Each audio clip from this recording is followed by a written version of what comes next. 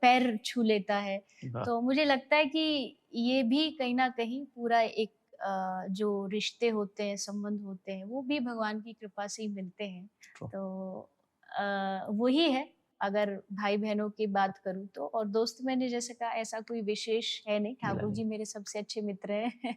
तो उनसे ही बातें करना, उनसे ही अपने कोई मन की बात है उनको बताना, उनको कहना, ये हमेशा रहता है।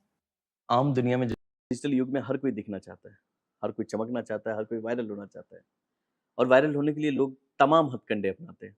लेकिन इन तमाम चेहरों के बीच कुछ चेहरे ऐसे भी हैं, जो कृष्ण भक्ति की बात करते हैं, जो भगवान की बात लोगों तक पहुँचाते हैं, अपनी कथा वाचन के थ्रू। तो ऐसे ही सुंदर, शांत और मुस्कुराते हुए चेहरे से आज हम मिलते हैं, जिनका नाम है देवी चित्रलेखा जी। देवी चित्रलेखा जी, स्वागत है आपका मेरे शो में। बहुत-बहुत धन्यवाद। अच्छा, सवाल तो बहुत सारे हैं। जी। काफ़ी काफ़ी लोगों ने भी मुझसे पूछा कि बोला भी था कि जब उनको पता चला कि मैं आपका पॉडकास्ट करने वाला हूँ, तो लोगों ने काफ़ी सवाल दिए थे। बट मेरा पहला सवाल जी। फैमिली से रिलेटेड ही होगा, क्योंकि पर्सनल लाइफ़ मतलब एकदम अलग होती है और ख़ासकर जब आप पब्लिक लाइफ़ में आते हो और वो भी एक स्पिरिचुअल जर्नी में। जी। तो मुझे सिर्फ़ अपनी पर्सनल लाइफ़ के बारे में बताएँ कि मतलब कहाँ से शुरुआत हुई? क्या बैकग्राउंड है आपका? कि मेरा जन्म एक ब्राह्मण परिवार में हुआ है, जी, ब्रज के एक ब्राह्मण परिवार में। ब्रज मतलब वृंदावन, मथुरा। जी। तो पूरा जो परिवार का माहौल, आस-पास पड़ोसियों का माहौल, सबका जो माहौल था वो भक्ति में ही था। हुँ, तो मैं ये कह सकती हूँ कि एक प्लेटफ़ॉर्म जो था वो ऑलरेडी डिवोशनल था, हुँ। स्पिरिचुअल था। तो मुझे बहुत आसानी हुई और बहुत मतलब एक बहुत ही नॉर्मल वे में मेरा इस क्षेत्र में, इस फ़ील्ड में प्रवेश हो गया। हुँ, क्योंकि जब आपका माहौल एकदम अगेंस्ट होता है, जी, फैमिली एकदम अगेंस्ट होती है, तब आपको बहुत स्ट्रगल करना पड़ता है, बहुत परिश्रम, बहुत मेहनत करनी पड़ती है। हुँ, लेकिन भगवान ने शायद कुछ ऐसा पहले से ही बनाया हुआ था कि हुँ, नहीं, इसका जन्म भी ऐसी जगह पे दो, हुँ, जहाँ इसको बचपन से ही कृष्ण भक्ति प्राप्त हो, मिले। राइट, तो उस हिसाब से मेरा बचपन भक्ति में ही बीता और हुँ, फिर बहुत ही कम एज में दीक्षा हो गई, जिसको अच्छा, हमारे इसमें गुरु कहते हैं, गुरु दीक्षा। हुँ, हुँ, 4 साल की एज में हो गई थी, तब तो जी, ये भी पता नहीं होता था क्या दीक्षा होती हुँ, है, हुँ, बट हो गई थी क्योंकि वो पारिवारिक गुरु थे।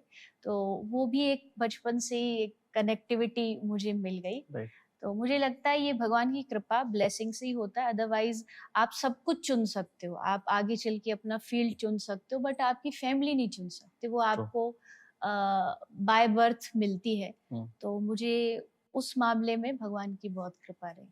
तो अभी फैमिली में जो भी मम्मी-पापा और आपकी अभी एज भी ज़्यादा नहीं है, जी। तो मतलब कैसे रिलेशन है? लोग घर में भी आपको देवी चित्रलेखा ही मानते हैं या घर में आप मतलब एक आम बच्चे के जैसे हो? नहीं, देखो, नाम अगर देखा जाए तो पूरा परिवार, पूरे रिलेटिव्स, सभी लोग देवी जी ही नाम से बुलाते हैं। अच्छा, और मुझे लगता है कि प्यार भी देते हैं, सम्मान भी देते हैं, दोनों ही चीज़ है, हुँ, दोनों ही हुँ, चीज़ों का मिक्सचर है। हुँ, क्योंकि जब आप एक पद पे बैठ जाते हो तो मुझे राइट, लगता है वो जो सम्मान भी अगर है तो वो उस आदमी का नहीं होता, हुँ, उस सीट का है, मतलब उस गद्दी का है जहाँ वो बैठा हुआ है। हुँ, ऑफ कोर्स घर में नॉर्मली हूँ, कोई ऐसा नहीं है कि मैंने कुछ बहुत पा लिया है तो कुछ अलग व्यवहार है, बिहेवियर है। सब अपना बच्चा ही मानते हैं, अपना हुँ, परिवार ही मानते हैं। पर हाँ, दिल में एक थोड़ी-सी इज़्ज़त कह लीजिए या थोड़ा-सा माहौल को देख कर के कह लीजिए, बचपन से ही मुझे उस तरीके से रखा गया कि कहाँ बैठना है, किस हुँ, तरीके से बैठना है, हुँ, किन-किन को दोस्त बनाना है, किन से बात नहीं करनी है। और अगर मेरी उस लाइफ़ को देखा जाए, तो बहुत सारे लोगों को वो फाउंडेशन लगेगा। हुँ, क्योंकि 7 साल की एज में शुरू कर दिया था, तो मेरे आज तक भी कोई मित्र नहीं है, दोस्त नहीं है। हुँ, मैंने कहीं किसी से जाकर के ऐसा कभी कोई पर्सनल एक्सपीरियंस शेयर नहीं किया, बट वो मेरे लिए फाउंडेशन नहीं लगी मुझे। मुझे लगा कि हाँ, जो मैं हूँ वैसी हूँ। मतलब एक तो होता है कि आप कुछ और हो और आपको राइट, कुछ बनना पड़ रहा है मजबूरी में, क्योंकि आप उस फील्ड में आ गए हो। हुँ, हुँ, लेकिन मुझे ऐसा कभी भी नहीं लगा। मेरा जो स्कूलिंग रही वो भी थोड़ा-सा कम ही रह पाई बिकॉज़ ऑफ बहुत सारा राइट, कथाओं में जाना होता था। इवन टीचर्स जिनको मैं रिस्पेक्ट करती थी, वो मुझे रिस्पेक्ट देते थे कि भई ये कथा करती है, और बड़ा प्यार देते थे। तो मुझे लगता है हर जगह से वो सम्मान भी मिला, प्यार भी मिला। आपने जैसे बोला कि मतलब जितना कुछ हासिल कर पाए। हासिल तो आपने बहुत कुछ कर लिया है इस कम एज में, बट फिर भी एक प्रेशर तो होता ही है हमेशा कि जब आपके सिबलिंग के साथ रिलेशन, क्योंकि आपने बोला कि आपके फ्रेंड भी ज़्यादा नहीं बने, जी। तो भाई-बहन से कैसे संबंध है आपके? मेरा एक ही भाई है, एक अच्छा, बड़े भाई है मेरे। अच्छा, और उनके साथ भी मेरा जो संबंध है बहुत अच्छा है, प्यार वाला है, लेकिन वो भी बहुत रिस्पेक्ट से ही बचपन से ही इस तरीके का, जब बहुत छोटे थे तब हर राइट, भाई राइट, बहन में झगड़ा होता राइट, है, राइट, नटखट शैतानियां होती है, मारपीट होती है। तो उस तरह का हमेशा रहा था। कई बार ऐसा होता था बचपन में कोई लड़ाई हुई तो मैंने उसको पकड़ के थोड़ा मार दिया, जबकि वो बड़ा है मुझसे, लेकिन उसने हमेशा एक इज्जत सम्मान ही दिया। आज भी कई राइट, बार ऐसा होता है, बड़ा होके भी कई बार समाज में जब सब लोग होते हैं तो वो पैर छू लेता है। वाह! तो मुझे लगता है कि ये भी कहीं न कहीं पूरा एक जो रिश्ते होते हैं, संबंध होते हैं, वो भी भगवान की कृपा से ही मिलते हैं। ट्रू, तो वही है, अगर भाई-बहनों की बात करूँ तो। और दोस्त मैंने जैसे कहा ऐसा कोई विशेष है नहीं, मिला ठाकुर नहीं। जी मेरे सबसे अच्छे मित्र हैं। तो उनसे ही बातें करना, उनसे ही अपने कोई मन की बात है उनको बताना, उनको कहना, ये हमेशा रहता है। आम दुनिया में जो लोग जीते हैं, उनकी अपनी ज़रूरतें हैं, अपनी इच्छाएँ हैं, अपने सुख, अपने दुःख हैं। जी। तो आप ये अपनी खुशियाँ भी हैं। तो आपको कभी लगा है कि कुछ छूटा है मेरे से, या आप ब्लेस्ड फ़ील करते हो कि जो मिला वो कुछ अलग, कुछ अद्भुत मिल गया, शायद मैं ब्लेस्ड हूँ? या फिर कभी लगता है कि यार आम लोगों की तरह भी जीना चाहिए मुझे?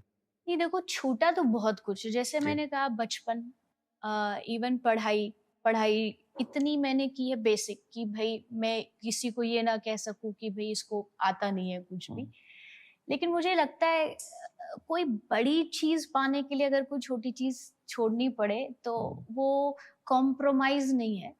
राइट, वो एक तरीके का आपके लिए एडवांसमेंट है कि हुँ, आप कुछ अच्छा पा रहे हो, कुछ अच्छा।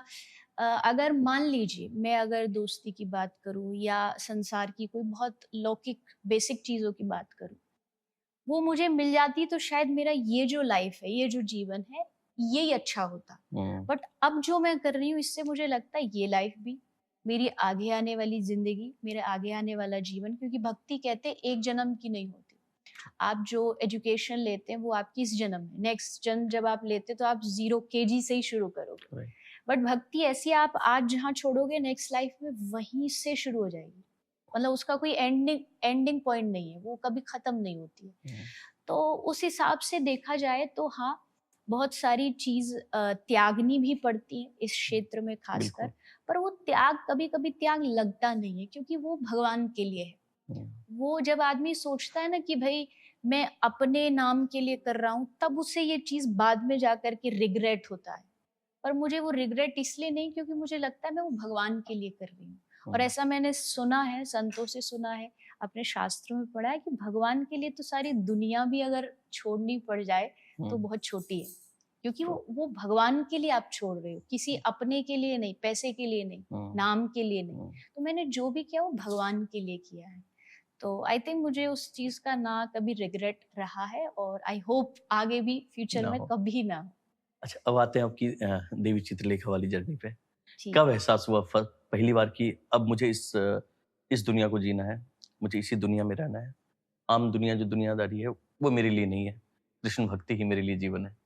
देखिए, जैसा मैंने कहा मैंने बचपन से शुरू कर दिया जी, था। 7 साल की एज में पहली भागवत की थी। तो अगर मैच्योरिटी की बात करूँ तो 7 साल का बच्चा कुछ भी ट्रू, जानता कुछ भी नहीं है। नहीं। इमोशंस होते हैं बट डीप नहीं जानता है। फीलिंग्स उसके पास ये नहीं है कि भई सही गलत इसका अच्छे से समझ पाए। तो कोई ऐसा मतलब जादू चमत्कार ऐसा नहीं है कि मुझे अचानक से हुँ, कुछ फ़ील हुआ। इवन 7 साल से पहले भी मैं छोटे-छोटे प्रवचन करती थी हुँ, और भजन कीर्तन गाती थी, क्योंकि जैसा मैंने कहा ब्रज का एक माहौल है। ब्रज हाँ, में क्या होता है, कथाएँ चलती रहती है। हुँ, तो हमारा पहले से एक व्यवहार था, मतलब एक रूटीन था कि हर दिन 2-4 दिन में कहीं न कहीं जाना है, किसी की कथा में, किसी के सत्संग में। तो सत्संग में जाते हैं तो वहाँ जो भी कथा करने वाले होते हैं वो नॉर्मली भी कोई भी ब्रज का बच्चा होगा, उसको बोल देते हैं, "भई बच्चा एक भजन सुना, हुँ, गा कुछ।" माइक दे दिया और बोल सुना कुछ। तो वैसे मेरे साथ भी होता था, उन्होंने कहा भजन गा, मैंने खड़े होके जो भजन सीखा, जो आया वो गा गा दिया। दिया। तो ऐसे करते-करते वो स्टेप बाय स्टेप चीज़ें जुड़ती चली गई। भजन से 1 दिन का प्रवचन, 1 दिन से फिर 2 दिन का प्रवचन, और फिर पहली बार जिसको आज भी मैं करती हूँ 7 दिन की भागवत, वो 7 साल की एज में शुरू की। अच्छा। तो इसमें विशेष तो सहयोग रहा माता-पिता का, गुरुजी का, हुँ, कि उन्होंने पहचाना कि नहीं, इसको ये करवाना चाहिए क्योंकि इसका इसमें इंटरेस्ट है, हुँ, रुचि है, दिखती है बच्चे हुँ, की। क्योंकि जब छोटी भी थी तो मुझे बोलने का शौक था, और खेलने में भी वो चीज़ें पसंद आती थी जो आज इस लाइन से जुड़ी हुई हैं, जैसे कीबोर्ड हो अच्छा। गया, या कुछ ऐसा टॉय बनाना जिस पे बोल सकते हो, माइक बना लेना, उस पे हुँ, बोलना। तो दिख जाता है कि हाँ, इस बच्चे का इसमें इंटरेस्ट है। तो उन्होंने फिर उस चीज़ को मोड़ दिया कि जब इसका यहाँ पर रुचि है तो इसको आगे इसमें बढ़ाना चाहिए। अच्छा। तो तब से ही ये कथा का जो यात्रा है वो शुरू हो गई। बट बचपन में तो समझ नहीं आता होगा कि हो क्या रहा है ऐसा? या फिर बोलने में अच्छा लग रहा था तो आप बोले जा रहे थे?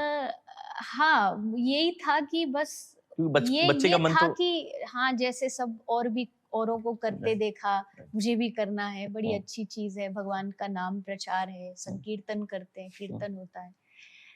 एक समय आता है जब आपको पता चलता है कि आप ये जो कर रहे हैं, ये किसके लिए कर रहे हैं। और वो हुँ, समय थोड़ा देर से आता है, जब आप समझने लग जाते हो, जब आपको पता लग जाता है कि आप इतनी बड़ी हुँ, ज़िम्मेदारी अपने कंधे पे लेके चल रहे हो।